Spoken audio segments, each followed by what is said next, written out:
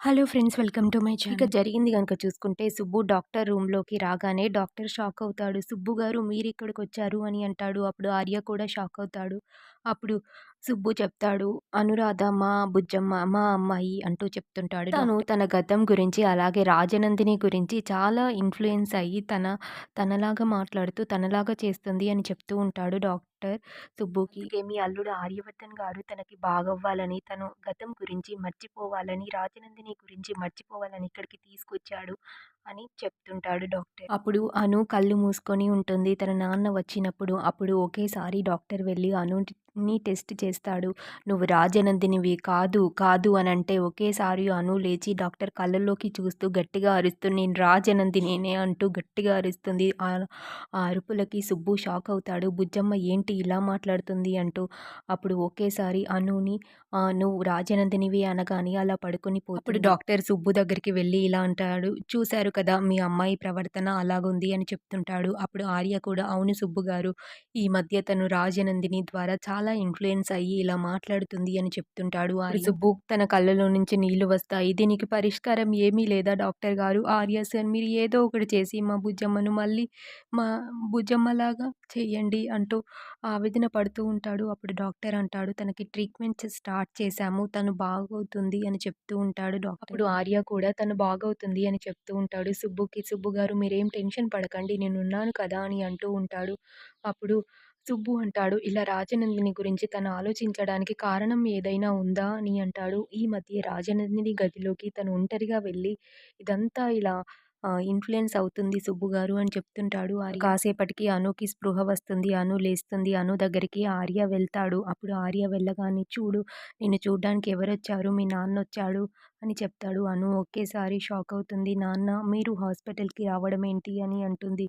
అప్పుడు సుబ్బు అంటాడు, "ఆర్య సార్ అంతా చెప్పాడమ్మా. నువ్వు అలా ఎందుకు చేస్తున్నావో నాకైతే అర్థం కావట్లేదు" అని అంటాడు. అప్పుడు అను అంటుంది, "నేనేం చేస్తున్నాను" అని రివర్స్‌గా క్వెషన్ వేస్తుంది సుబ్బుని. అప్పుడు సుబ్బు అంటాడు, "రాజనందినిలాగా చేస్తున్నావు కదమ్మా" అని అంటాడు. "లేదు నాన్న, నేనే తనైనప్పుడు, తనే నేనైనప్పుడు ఇందులో మళ్ళీ నటించడం ఎందుకు నాన్న" అని అంటూ ఉంటుంది.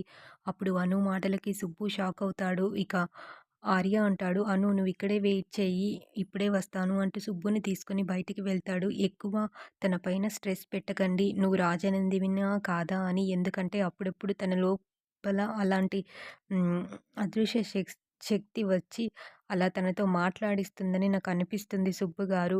ఎందుకంటే అనుకేదైనా జరిగితే మనకే కదా ప్రమాదం" అని అంటుంటాడు ఆర్య సుబ్బుతో. అప్పుడు సుబ్బు కూడా, "సరే సార్, మీరు చెప్పినట్టే వింటాను. మీరెలా చెప్తే అలానే చేస్తాను" అని అంటాడు. "సరే సుబ్బు గారు, ఇప్పుడు అనుని మీ ఇంటికే తీసుకెళ్ళండి" అని చెప్తుంటాడు ఆర్య సుబ్బు. ఇక అనుని తన ఇంటికి తీసుకెళ్ళడానికి సుబ్బు ఇక అను దగ్గరికి వచ్చి, "పదమ్మా వెళ్దాం" అని అంటాడు. ఆర్య సార్, "కారులో వెళ్దాం పదం, మన ఇంటికే వెళ్దాం నువ్వు బాగయ్యేదాకా" అని అంటాడు. "నేను బానే ఉన్నాను కదా" అని అంటుంది. "లేదమ్మా, నువ్వు బాగయ్యేదాకా అంటే హ్మ్, కొన్ని రోజులు అక్కడే ఉందువులే" అని అంటాడు. "నీ ఫ్రెండ్స్ కూడా ఉన్నారు కదా" అని అంటుంటాడు సుబ్బు. ఇక అనుని తీసుకెళ్ళి ఆర్య సార్ కారు వద్దకు వెళ్తాడు. ఇక అనుని కారెక్కిస్తాడు. సుబ్బు కూడా కారెక్కుతాడు. ఆర్య సార్ కూడా, "అను కూర్చున్నావా" అని అంటాడు. ఇక అనుని వాళ్ళ ఇంట్లో డ్రాప్ చేస్తాడు ఆర్య సార్. అప్పుడు సుబ్బు అంటాడు, "సార్ మీరు కూడా లోపలికి రండి సార్" అని అంటూ ఉంటాడు. ఇప్పుడు అను అంటుంది, "లోపలికి రండి సార్, ఇప్పుడు ఏమైందని? అయినా అన్నీ మీరు అపోహల వల్లే నన్ను హాస్పిటల్‌కి తీసుకెళ్లారు కదా! ఏది నిజమో ఏది అబద్ధమో కొద్ది రోజుల్లో తెలుస్తుంది" అంటూ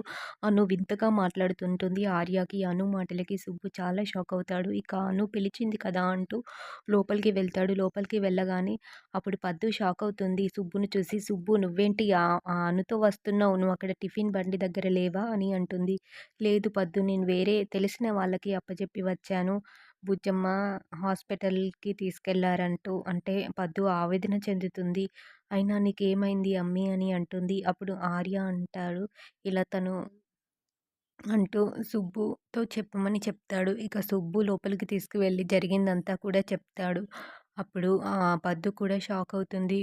సుబ్బు అంటాడు, "భయపడకు పద్దు, మన అమ్మి మళ్ళీ నార్మల్ అయిపోతుంది" అని అంటాడు. అప్పుడు ఆర్య అంటాడు, "ఇక నేను వెళ్ళొస్తాను అను" అని అంటాడు. ఇక పద్దు, సుబ్బు వాళ్ళు లోపలికి వెళ్ళాక అప్పుడు అను అంటుంది, "సరే సార్" అని అంటుంది. అప్పుడు అను అంటుంది, "మళ్ళీ ఎప్పుడు వస్తారు సార్" అని అంటుంది. అప్పుడు పద్దు బయటికి వచ్చి, "అమ్మి నీకేమీ కాదు. నువ్వు బానే ఉంటావు" అని అంటుంది. అను షాక్ అవుతుంది. నాకేమీ అవ్వడం ఏంటి అమ్మ అంటూ బాధపడుతూ ఉంటుంది. అప్పుడు అను అంటుంది, "మీరేమి అలాంటివేం పెట్టుకోకండి. ఎందుకంటే నేను గత జన్మలో నేనే రాజనందినిని కాబట్టి నన్నందరూ అలా రాజనందినిలాగా చూస్తున్నారు, పిలుస్తున్నారు. అంతేకానీ నేను రాజనందినిని శాశ్వతంగా అయిపోను. తన అభిమానిని, తనని నేను చాలా ప్రేమిస్తున్నాను" అంటూ చెప్తూ ఉంటుంది. తన కోరికలు నెరవేరుస్తానని తనకు హామీ ఇచ్చాను అంటూ వింతగా మాట్లాడుతూ ఉంటుంది. అను ప్రవర్తనను చూసి పద్దుకి చాలా షాక్ అవుతుంది. అప్పుడు ఒకేసారి పద్దు అనుని "నువ్వెన్ని మాట్లాడినా నువ్వు రాజనందినివి కానే కాదు. నువ్వు మా బుజ్జమ్మవి, నువ్వు మా అనురాధవి" అని అంటుంది. అప్పుడు ఒకేసారి అను అరుస్తూ గట్టిగా రాజనందినిలాగా "లేదు నేను రాజనందినిని" అంటూ "నేనే తాను, తానే నేను" అంటూ గట్టిగా అరుస్తుంది. దాంతో పద్దు కూడా చాలా భయపడిపోతుంది అను అరుపులకి. అప్పుడు సుబ్బు అంటాడు, "అతను ఏదో ఊరికే అందిలేనమ్మా! అంతగా అరవడం ఎందుకు" అని అంటాడు. అప్పుడు ఆర్య కూడా "అను ఇలా అరిచి అందరిని భయపెట్టకు" అని అంటాడు. "నీ ప్రవర్తన వల్ల ఇప్పటికే చాలామంది బాధపడుతున్నారు" అని అంటూ ఉంటాడు. అప్పుడు అను అంటుంది, "సారీ సార్, నేను ఇంకొకసారి అలా మాట్లాడను" అని అంటూ ఉంటుంది. అప్పుడు పద్దుకి సారీ చెప్తుంది. అప్పుడు పద్దు అంటుంది, "సర్లేనమ్మా నీ ఇష్టం" అని అంటూ ఉంటుంది. "కానీ నువ్వేదైతే చేసే ప్రయత్నంలో నిన్ను నువ్వు కోల్పోకుండా ఉంటే చాలు" అని అంటూ ఉంటుంది. ఆ తర్వాత అదంతా భగవంతుడి దయ అని అంటూ ఉంటుంది పద్దు.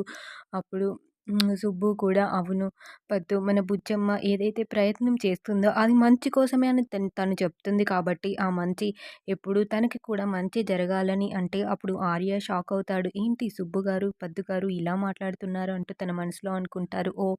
ఇప్పుడు అనుని అలా బుజ్జగించడానికి అలా మాట్లాడుతున్నారు కావచ్చు అని అనుకుంటాడు. ఇక ఆర్య అంటాడు, "నేను వెళ్ళొస్తాను పద్దుగారు" అని చెప్తూ ఉంటాడు. అప్పుడు అను కూడా బాయ్ సార్ అని చెప్తుంది. అప్పుడు పద్దు, సుబ్బు కూడా గుమ్మం దగ్గరికి వస్తారు. అప్పుడు అనుని "జాగ్రత్త అను" అంటూ కార్‌లో ఎక్కి వెళ్తాడు. ఇక అను అనుకుంటుంది, ఇక ఆర్య సార్ వెళ్ళాడు కాబట్టి ఇప్పుడు అమ్మ, నాన్నకి కూడా తెలిసింది కాబట్టి నాకు ఎలాంటి ప్రాబ్లమ్ లేదు.